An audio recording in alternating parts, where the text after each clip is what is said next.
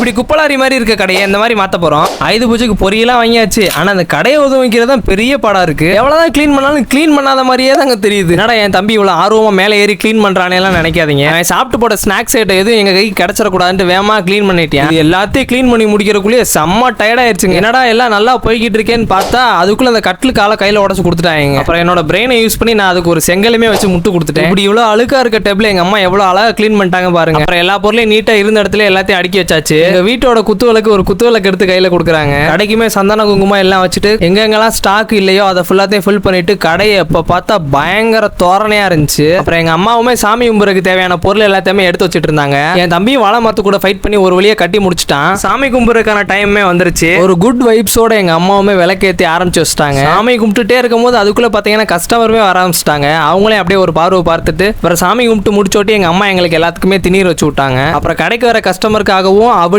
பொரிகள்ல சுண்டல் எல்லாமே எடுத்து வச்சு கொடுத்தாச்சுங்க. நம்ம கடையை பொறுத்தளவு கஸ்டமர் தாங்க நம்மளுக்கு முதல் தெய்வம். நானும் அங்கிருந்த சுண்டல் ஸ்நாக்ஸ் எல்லாத்தையும் சாப்பிட்டுட்டு ஆயுத பூஜை சிறப்பா முடிச்சாச்சு.